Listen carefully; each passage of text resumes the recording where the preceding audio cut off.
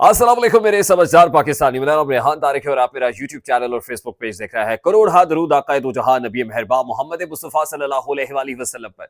इस और इस उम्मीद के साथ इस व्लॉग का आगाज करते हैं कि अल्लाह रब्बुल इज्जत इस मुल्क के फैसला साजों के दिलों में समझदार पाकिस्तानियों के लिए नरमी पैदा कर दे।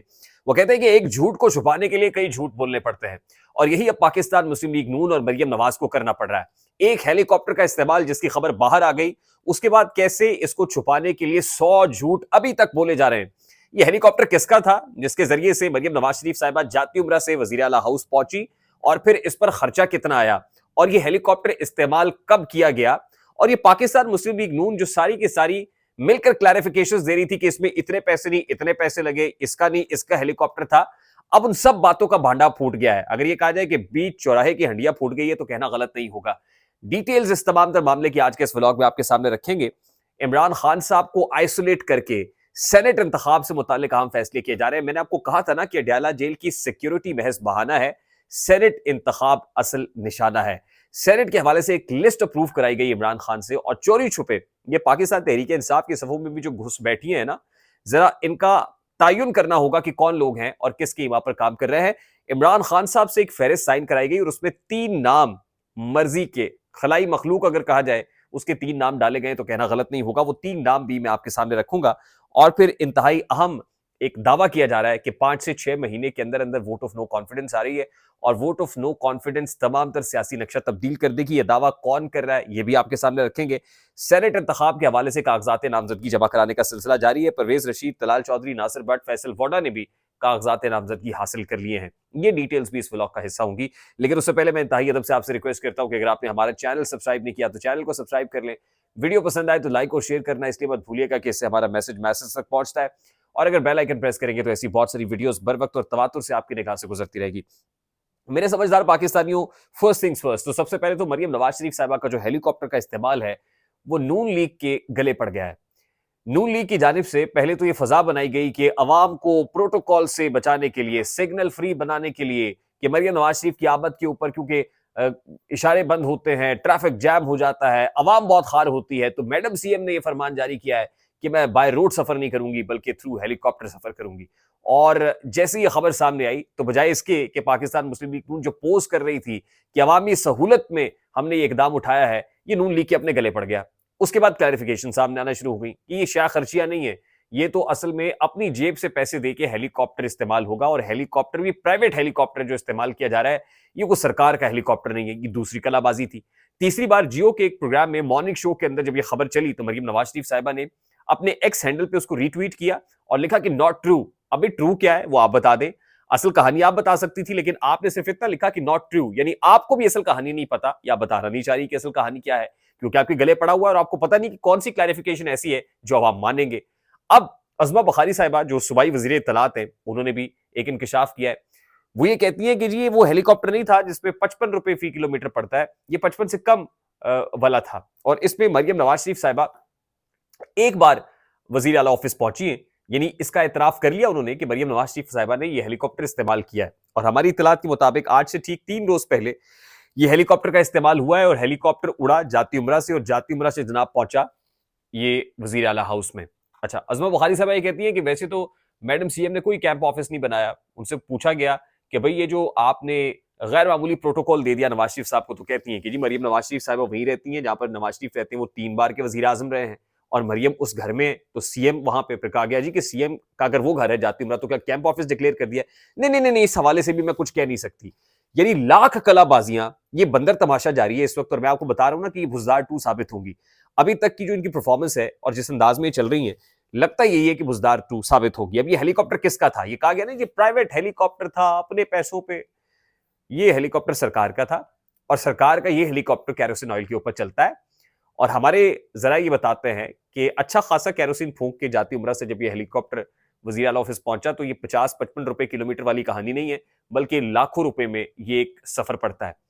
और ये सफर जो मरियम नवाज शरीफ साहिबा ने रोज करने की ठान ली थी, तो ये सफर अवाम के यानी टैक्स पेयर के पैसों में उसकी आम आदमी की जेब पर लाखों करोड़ों रुपए का सफर पड़ता, जो रोज मैडम सीएम करती जाती उम्रा से वजीर आला ऑफिस तक। लेकिन अब मैडम सीएम ने तनकीद का रुख देखते हुए ये इरादा तर्क कर दिया है कि वो हेलीकॉप्टर से आएंगी, और अब ये कहा जा रहा है कि जी वो उस रोज जो एक दिन हेलीकॉप्टर पे आई वो इसलिए आई कि उनकी जो सिक्योरिटी है, उन्होंने ये कहा कि आपको रूट तब्दील करना चाहिए। आप रोज एक ही रूट से आ रही हैं, तो सिक्योरिटी पॉइंट ऑफ व्यू से रूट तब्दील करते हैं। अब आप जमीनी रूट ना ले, बल्कि फजाई सफर करें, फजाई रूट ले। तो तमाम तर जो बातें आपकी थी और दावे थे, उसका तो भांडा फूट गया है कि प्राइवेट होगा, जेब से पैसे होंगे। ना तो ये प्राइवेट था, ये सरकार का हेलीकॉप्टर था, जेब से पैसे नहीं, सरकार की जेब से थे, एक दिन के लिए इस्तेमाल हुआ। अब आप क्लैरिफिकेशन दे रहे हैं कि सिक्योरिटी की वजह से एक दिन के लिए इस्तेमाल हुआ, और अब आपने वो इरादा अवामी तनकीद में आके तर्क कर दिया है। और अभी तक जो है मरियम नवाज शरीफ साहिबा की जानिब से इसके ऊपर कोई खातिर खा या तसल्ली बख्श जवाब नहीं आया है। रिसात इमरान खान दिया ने, मुझे कहने दीजिए कि आप इमिटेट तो कर रहे हैं, लेकिन चाइना मॉडल चाइना ही होता है, ओरिजिनल ओरिजिनल ही होता है। आप अपने फैसले करें। आपके दिलो दिमाग के ऊपर शायद इमरान खान बहुत हावी है, बहुत भारी है। तो मैं सिर्फ ये रिक्वेस्ट करूंगा कि अपनी दानिश के मुताबिक, अपनी सोच के मुताबिक आगे चलें। और इमरान खान अगर मतलब हेलीकॉप्टर से उतरता था, वो हेलीकॉप्टर से आ रहा है, वो जा रहा है, आप खुदा का वास्ता है अपनी सोशल मीडिया टीम से कहें कि आप ये तशहीरी मुहिम के ऊपर ना पड़े, काम करके दिखाएं। जब काम हो जाएगा फिर आप, अभी तक तो आप वो तमाम तर परफॉर्मेंस और प्रोग्रेस दिखा रही हैं जो केयर टेकर गवर्नमेंट करके गई है। यानी ये जो खिदमत मराकज बनाए हुए पुलिस स्टेशन, ये तो मोहसिन नकवी के दौर में हुए हुए, वहां जाके आप जनाब वो वीडियोस बना रही है, शूट करा रही है कि जैसे आपका काम है। अभी तो आपको जुमा जुमा 8 दिन नहीं हुए, तो आप अभी काम करें। जब परफॉर्मेंस होगी, प्रोग्रेस होगी, तो लोग देखेंगे, बतानी नहीं पड़ती। काम वो है जो दिखाई दे, काम वो नहीं है जो सुनाई दे। अच्छा, दूसरा इंपॉर्टेंट मामला यह है कि परवेज रशीद साहब को, जो मरियम नवाज शरीफ साहिबा के पीछे पीछे आजकल दिखाई देते हैं, उनको सेनेट का टिकट दिया गया है। तलाल चौधरी, जिनके मुकाबले में नवाब शेर वसीर को वहां से टिकट दिया गया था, ये पाकिस्तान तहरीक इंसाफ के मुनहरिफ रहनुमा थे और इनको वहां से नवाजा गया था। तो तलाल चौधरी रह गए थे, इनको भी सेनेट का टिकट दे दिया गया है। नासिर भट्ट साहब जो वीडियो रिकॉर्ड करके लाते थे, और जज अरशद मलिक की वीडियो भी इन्होंने बनाई थी, नासिर भट्ट साहब को उनकी खिदमात के सिलसिले में जो सेनेट का टिकट है वो दे दिया गया है। अब फैसल वोडा साहब भी सेनेट के हवाले से पेपर्स ले चुके हैं और जरा ये बता रहे हैं कि सिंध से पाकिस्तान पीपल्स पार्टी की सीट से ये बतौर सेनेटर इलेक्ट होने जा रहे हैं। उसके अलावा आपको बता दूं कि डयाला जेल की जो सिक्योरिटी गैर मामूली थी, इस हवाले से स्टोरी में रात आपको दे चुका हूं कि असल चीज तो कुछ और है। इमरान खान से वो सहूलियात लेना और मरियम नवाज शरीफ साहब उसके पीछे खड़ी हुई है। अब सेनेट इलेक्शन पर्टिकुलरली, इन पर्टिकुलर ये जो 2 हफ्ते की बैन लगाया गया, 2 अप्रैल को सेनेट इलेक्शन होने जा रहा है, उस सिलसिले में इमरान खान की टीम के अंदर कुछ ऐसे लोग बैठे हुए हैं जो मिसगाइड कर रहे हैं। हमारे जरा ये बता रहे हैं कि जो लिस्ट फाइनल हुई थी सेनेट के अंदर के पाकिस्तान तहरीक इंसाफ से कौन उम्मीदवार होगा, वो लिस्ट भिजवाई गई, लेकिन वो लिस्ट बेआईन ही इमरान खान तक पहुंची नहीं। उसके वहां तक पहुंचते पहुंचते कुछ 3 नाम ऐसे ऐड हो गए जो कंसर्न क्वार्टर्स के नाम थे। वो 3 नाम मैं आपके सामने रख देता हूं। पहला नाम है जनाब फैजुर रहमान साहब का, दूसरा नाम है वकास औरंगजई साहब का, और तीसरा नाम है खुरम जीशान साहब का। जरा कंफर्म कर रहे हैं कि ये नाम जब लिस्टें फाइनल हुई थी तो उनमें नहीं थे, लेकिन इमरान खान साहब के पास जो लिस्ट पहुंची उसके अंदर ये 3 नाम डाल दिए गए। तो आप देख लें कि इमरान खान साहब को आइसोलेट करके क्या क्या काम कराए जा रहे हैं और कैसे अपना मकसद अचीव किया जा रहा है। और ऐसी ही कुछ चीजें आपने देखा कि जो 11 नशिस्तों के ऊपर रीकाउंट हुआ और पाकिस्तान मुस्लिम लीग नून को जितवाई गई हैं, कल जो एक नशिस्त पे फैसला आया है उस पर शहजाद अकबर साहब ये दावा कर रहे हैं कि जो नारा साहब जीते हैं, वो जो नारा साहब गुजरावाला से जीते हैं, वो गुजरावाला में वो मुक्तदर हलकों के असल में उम्मीदवार हैं। उनके साथ उनकी लैक्स लैक बहुत अच्छी है और वो कहते हैं कि जिस वक्त मैं एहतसाब का कलमदान मेरे पास था, मुशीर एहतसाब भी था और दाखिला था, तो उस वक्त भाई लोग ये बंदा मेरे पास लेके आए थे और कहा था कि भाई इसके ऊपर जो मामला है उसको क्लीन चिट दें, इस पे हाथ डालना नहीं है।